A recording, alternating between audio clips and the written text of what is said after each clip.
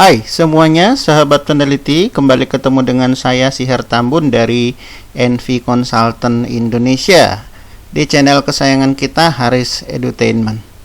Saudara-saudara peneliti, hari ini kita akan membahas tentang pembuatan kuesioner menggunakan Google Form, baik kuesioner terbuka maupun kuesioner yang tertutup. Bapak Ibu, saudara sekalian, perbedaan mendasar dari kuesioner tertutup dengan kuesioner terbuka itu adalah di jawabannya, Bapak Ibu. Kalau kuesioner tertutup itu ya biasanya dikasih pilihan ya, dan tidak ada jawaban baru di luar dari pilihan itu. Misalnya ya, termasuk kalau ada misalnya pilihan menggunakan katakanlah pilihan sangat setuju, setuju, netral, misalnya tidak setuju, sangat tidak setuju, itu masuk kategori kuesioner yang tertutup. Sedangkan yang kuesioner terbuka itu ya kita tidak memberikan pilihan, tetapi responden itu kita minta untuk menjawab dengan sendirinya tanpa harus kita katakanlah kita berikan jawaban. Atau misalnya kita minta kuesioner terbuka itu juga bisa dalam arti mereka itu membuat satu pertanyaan, kemudian diminta alasannya, argumennya apa, mengapa memilih itu. Itu adalah contoh-contoh sederhana dari kuesioner. Nah, Bapak Ibu, kalau kita mau membuat kuesioner di Google Form, kita harus punya Google email Gmail kita. Nah, di Gmail itu kalau kita lihat di titik yang sebelah kanan ada titik-titik, ada 9, itu bisa kita ketik, kita klik maksudnya. Itu di sana ada drive-nya. Kita masuk dari drive. Jadi cara membuat kuesioner itu Bapak Ibu bisa dibuat dari sini. Saya masuk ke email saya yang email Gmail. Nah, di sini Bapak Ibu misalnya di My Drive kita itu bisa diklik. Kemudian ada pilihan kita, dilihat dari more. Nah, kemudian di sini ada Google Form. Nah, misalnya yang paling umum kita ambil yang blank form saja ya, sobat peneliti ya. Nah, kemudian akan muncul dia seperti ini. Nah, ya. Pertama, misalnya kita ingin membuat kuesioner, apa judulnya? Ya, misalnya ini adalah katakanlah kuesioner tentang katakanlah persepsi COVID-19 misalnya ya. Oke, misalnya. Oke, nah kalau title di sini itu kalau kita klik otomatis Bapak Ibu sobat peneliti, nah ini dia langsung mengikuti yang sudah ada di sini. Nah, ini deskripsinya bisa kita buat ya, misalnya kuesioner ini adalah kuesioner untuk mengetahui katakanlah persepsi masyarakat tentang COVID-19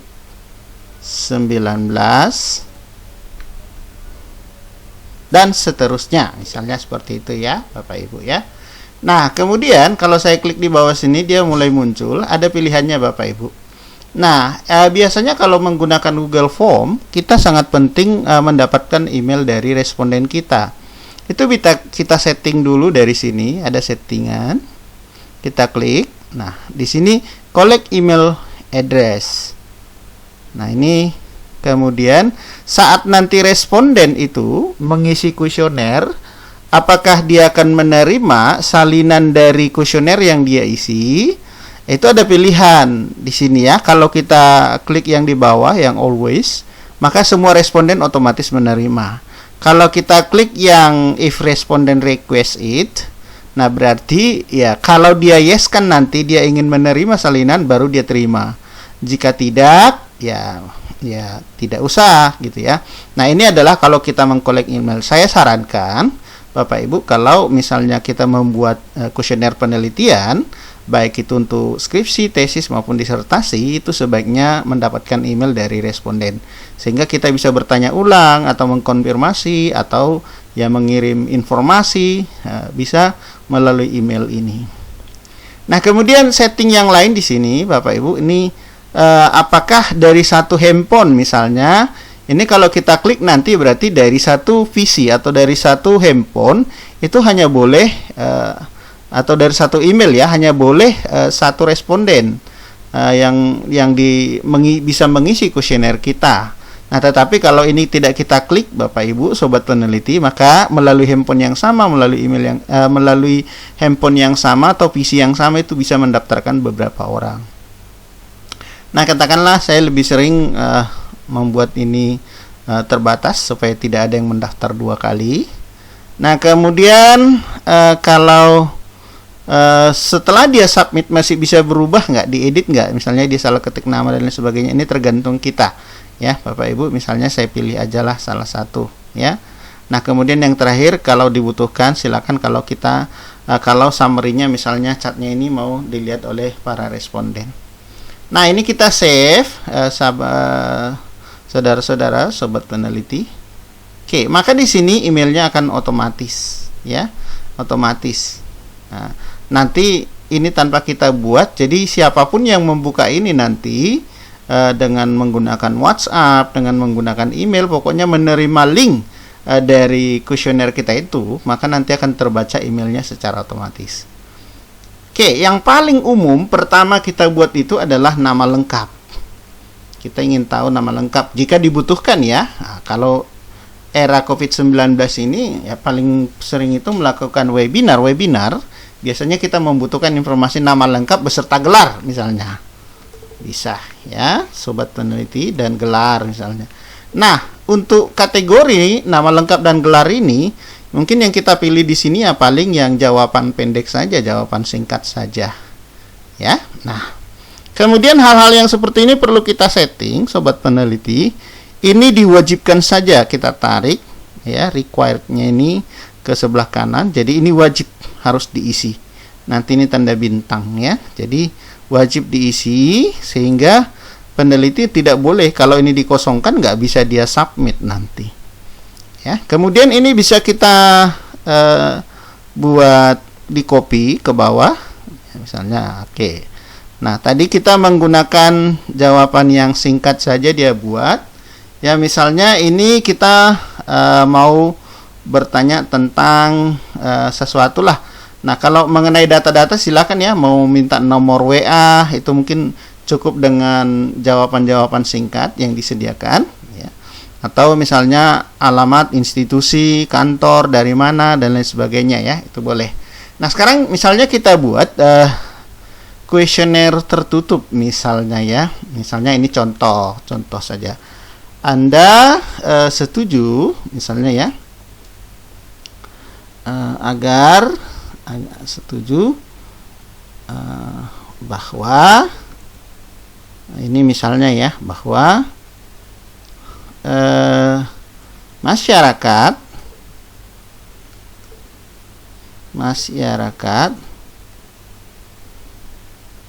diberikan sanksi bila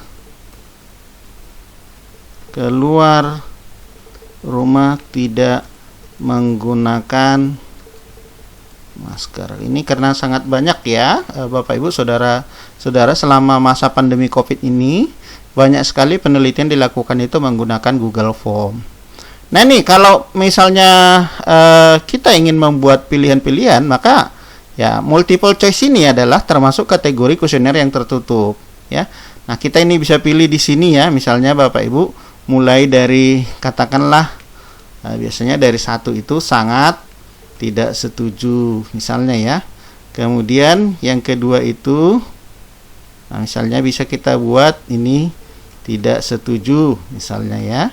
Nah, kemudian yang ketiga katakanlah netral atau ragu-ragu, terserah ya. Kemudian yang keempat biasanya itu adalah setuju. Kemudian yang kelima sangat setuju, skala Likert lah ya biasanya disebut istilahnya. Nah, ini bisa kita tutup Nah, kembali lagi saudara-saudara. Nah, ini yang disebut dengan kuesioner yang tertutup. Jadi, nanti si responden itu hanya mengisi pilihannya.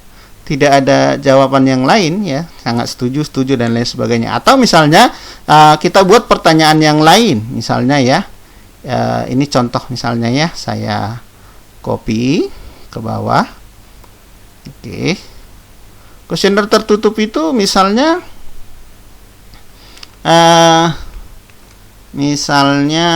ya katakanlah kita memberikan pertanyaan, kita berikan mereka dua pilihan misalnya ya. Misalnya bila Anda misalnya katakanlah ya apa ya yang paling cocok itu, bila Anda pernah bersentuhan misalnya ya, bersentuhan dengan penderita COVID-19 dalam seminggu terakhir, maka Anda memilih ya, katakanlah memilih untuk misalnya pilihan pertamanya ini kita ganti ya saudara-saudara, misalnya katakanlah pilihannya hanya dua ya, pilihannya hanya dua. Misalnya pilihan pertama dia misalnya berterus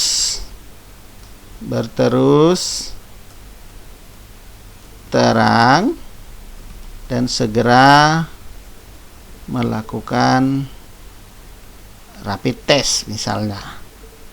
Atau yang kedua misalnya ini contoh ya, ini hanya contoh saja, katakanlah melakukan isolasi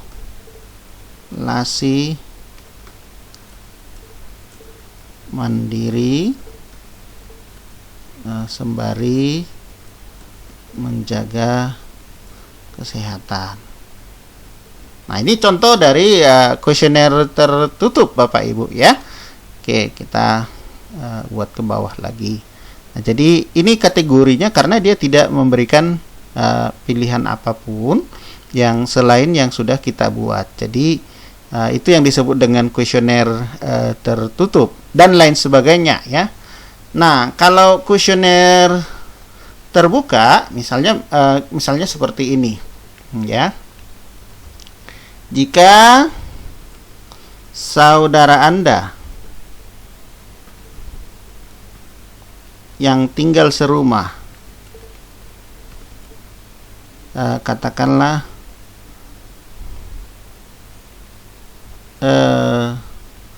baru sembuh dari COVID-19,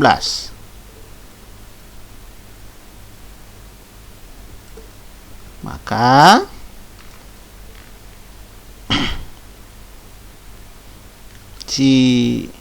katakanlah saudara Anda tersebut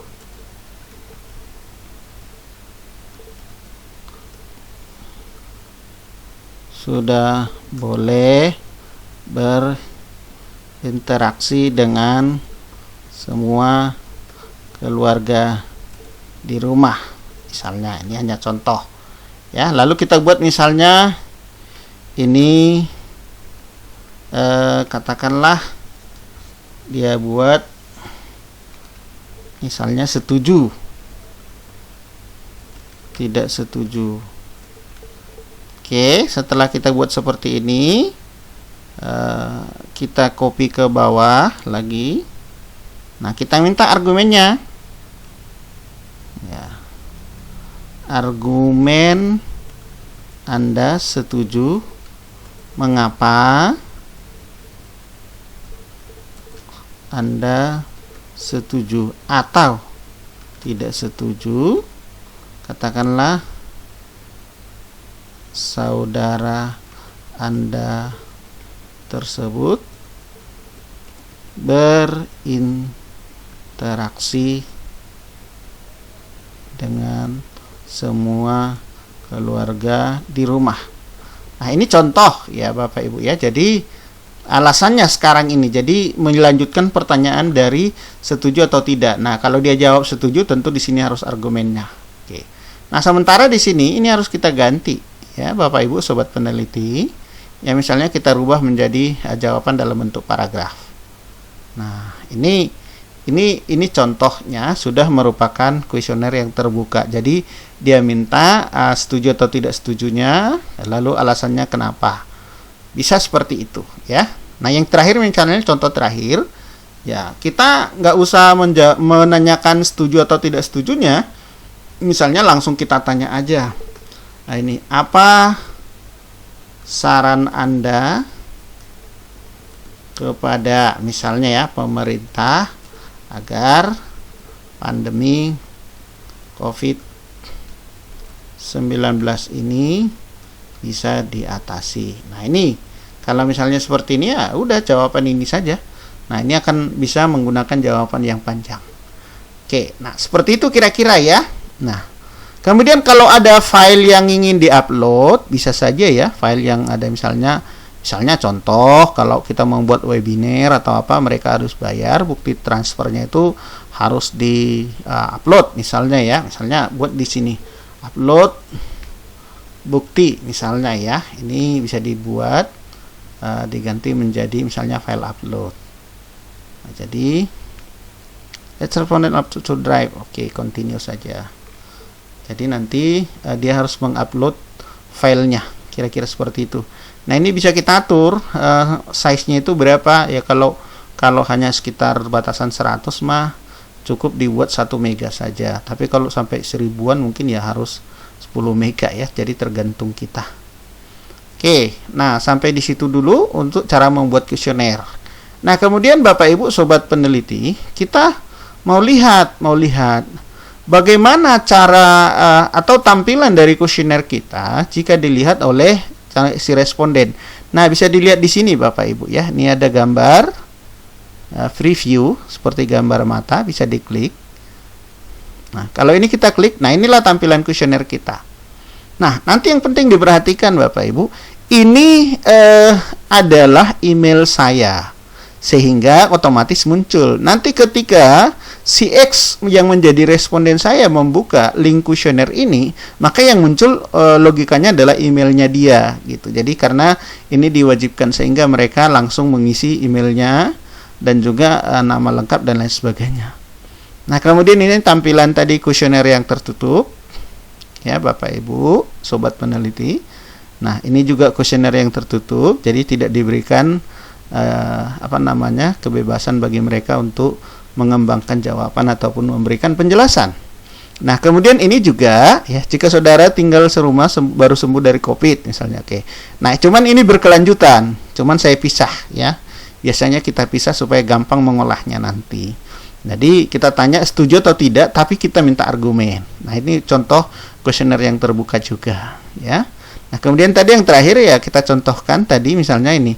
Apa saran Anda kepada pemerintah agar pandemi COVID-19 bisa diatasin? Kira-kira seperti itu ya. Oke. Nah, lalu ini kalau ada bukti upload dan lain sebagainya ya. Nah, ini kalau sudah diisi ya tinggal di-submit.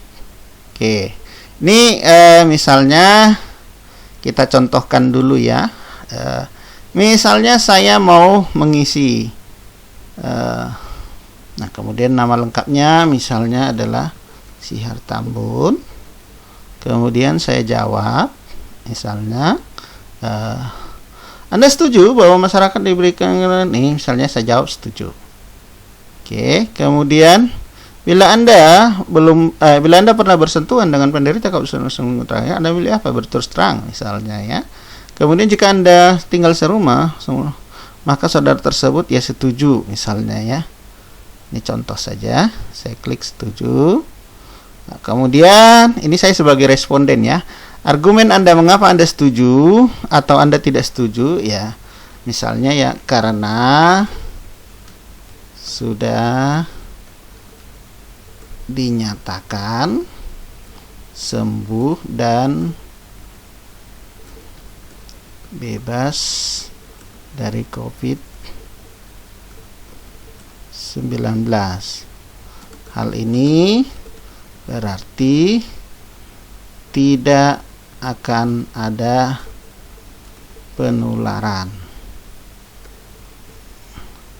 Tapi misalnya ya, ini hanya contoh saja, anggota keluarga wajib menjalankan atau katakanlah prosedur menjaga kesehatan dengan baik.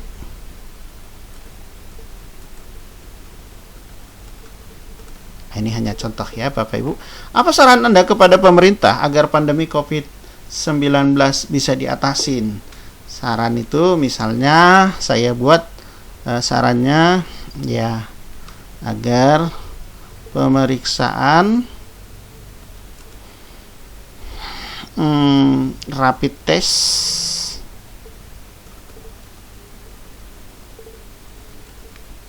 dilakukan secara serentak per kecamatan.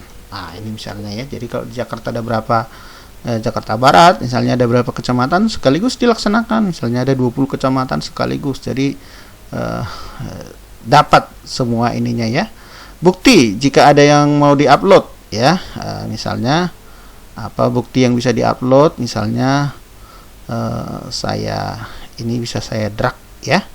Misalnya saya cari file saya dulu, ini contoh saja. Misalnya ini saya bisa saya perkecil ini, kalau biasanya kalau dari handphone kita mungkin bukti transfer dan lain sebagainya ya. Oke, misalnya ya. Lalu ini sudah, lalu ini saya upload. Oke, ini sudah selesai semuanya. Lalu ini saya submit. Oke. Nah, ini kan saya sebagai si responden. Nah, tadi di sini di sebelahnya saya ini si pemilik kuesioner. Nah, di sini sudah kelihatan ada yang menjawab. Nah, kalau sudah ada yang menjawab nih, kelihatan datanya, emailnya siapa ya. Ya, pilihan setuju dan lain sebagainya, netral. Ini sudah ada satu jawaban masuk. Nah, nanti kalau respondennya ada 10, ada 100, ada 1000, ya semuanya seperti itu. Nah, kemudian Bapak Ibu, kalau kita ingin mengirimkan katakanlah kuesioner itu kepada orang lain, maka yang kita klik kembali adalah yang ini, yang gambar preview ini. Maka linknya ini yang akan kita kopikan. Link ini yang akan kita kopikan ya Bapak Ibu ya. Jadi misalnya ini saya copy. Nah, tapi biasanya kalau saya Bapak Ibu ini suka saya sederhanakan dulu linknya ini, karena link ini sangat panjang ya. Link ini sangat panjang. Kalau link ini dikirim ke orang lain panjang-panjang, bingung. Atau mau kita buat linknya ke dalam flyer ataupun brosur-brosur, ini kadang-kadang terlalu panjang. Biasanya saya masukkan ke Bitly. Nah, Bitly ini Bapak Ibu mungkin kalau Bapak Ibu sudah punya bagus. Kalau belum punya Bapak Ibu mungkin ya sebaiknya didaftarkan dulu ya. Didaftarkan dulu Bitly-nya. Nah, saya buka linknya. Ya, biasanya pendaftarannya hanya email, kemudian konfirmasi. Saya create misalnya. Di sini muncul create. Saya klik. Nah, Bitly-nya saya buat di sini yang panjang.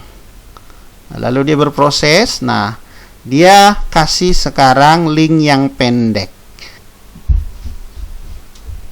Oke, ini link yang dihasilkan oleh Bitly-nya. Kita misalnya buat namanya adalah kuesioner penelitian COVID-19. Nah, ini adalah ininya link yang lebih pendek ya. Ini sudah bisa. Kalau saya mau edit pun silakan. Ini bisa diedit, diganti dengan yang kita inginkan. Kalau tidak pun ya tidak apa-apa ya. Silakan. Ini di copy atau di copy saja ini. Ini adalah link yang sudah kita punya. Misalnya ya, ini Bapak Ibu saya mau masukkan ke dalam WhatsApp saya misalnya ya. Nanti kemudian dari handphone atau dari grup-grup WhatsApp saya tinggal share supaya minta tolong kuesionernya diisi, ya misalnya seperti itu ya. Kita tunggu dulu. Ya baik Bapak Ibu, misalnya kalau saya ingin memasukkan ke dalam WhatsApp, link tadi bisa saya paste di sini. Oke, maka nanti Bapak Ibu, saya sudah punya link, nanti tinggal saya share. Oke, kira-kira seperti itu Bapak Ibu cara membuat kuesionernya. Ya, kuesionernya sudah ada. Tadi sudah kita isi sebagai contoh, kemudian kita sudah melihat hasilnya juga ya. Linknya juga sudah. Oh iya, satu lagi Bapak Ibu, biar lengkap, mungkin nanti bagi di sini ada add-ons ya, add-ons maksudnya ya Bapak Ibu. Nah, ini untuk memberikan batasan-batasan terhadap kuesioner kita. Misalnya kita ingin membatasi pada tanggal tertentu kuesionernya ditutup atau berdasarkan jumlah. Nah, ini ada namanya form limiter maksudnya.